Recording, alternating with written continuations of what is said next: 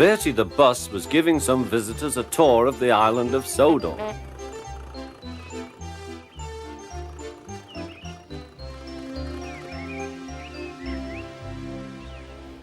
Another character theme? This is unbelievable. I didn't even know Bertie gave tours. Or even that Sodor had tours.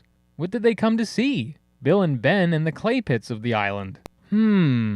I kind of thought they would visit because, Sodor has talking trains. What am I saying? Talking trains is a norm in this world. But I can't imagine the clay pits being that much more interesting.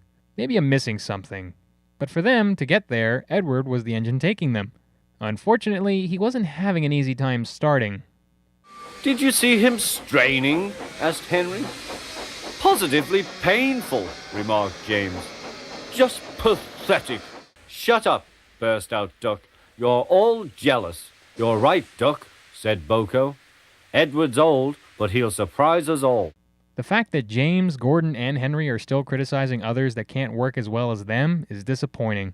Not on a writing level, but just in character traits. We are getting closer to the end of the second season, and these three nitwits sound like they haven't learned anything. Yet we can have new characters like Boko and Duck come across way more caring than the original three ever have. That's truly sad. Besides, Edward did manage to take off, and took the tourists to Knapford Harbor to meet Bill and Ben. There, the twins took them to the clay pits.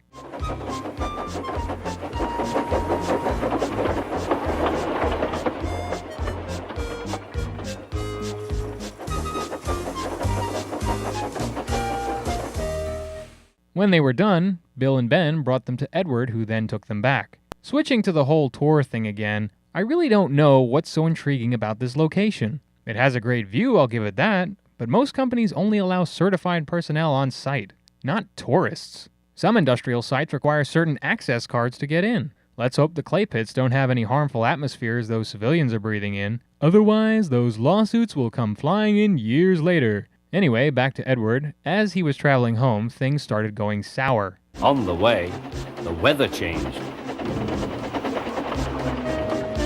Wind and rain buffeted Edward.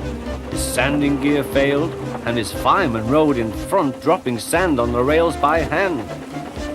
But that was the least of his troubles on the horizon. Before anything could be done to stop what came next, one of Edward's crank pins snapped. To handle the matter, his crew removed his side rods. This didn't look like the right move to make, but it did let Edward move his wheels freely. However, this wasn't enough to get started, so his crew had to lengthen out the couplings so Edward could pull one coach at a time.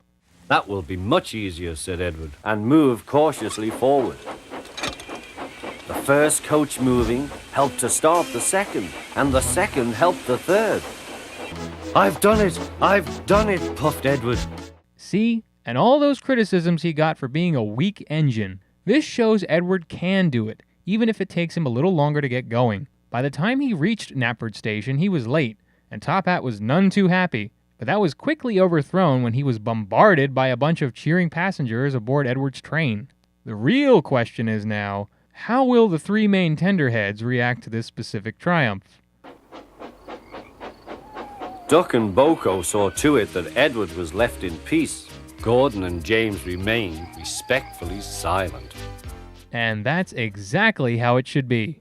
This was an awesome episode, and by far, the best of stories about Edward. This blows any other stories about Edward before right out of the water. Why? Because it is about him showing everyone that he can still be a significant member of the Sodor family.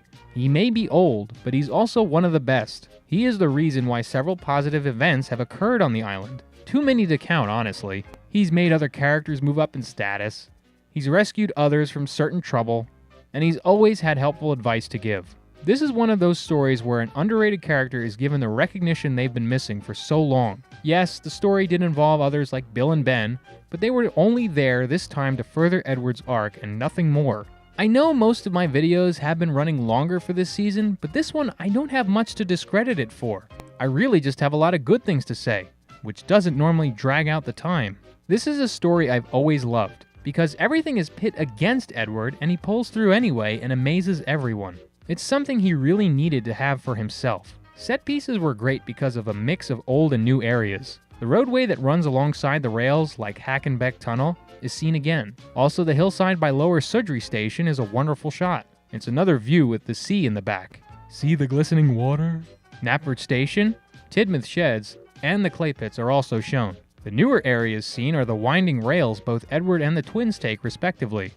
I can't find an official names for these areas, but they do have beautiful geography. As for music, there's quite a variety. We get one new tune being Bertie's bus tour at the start.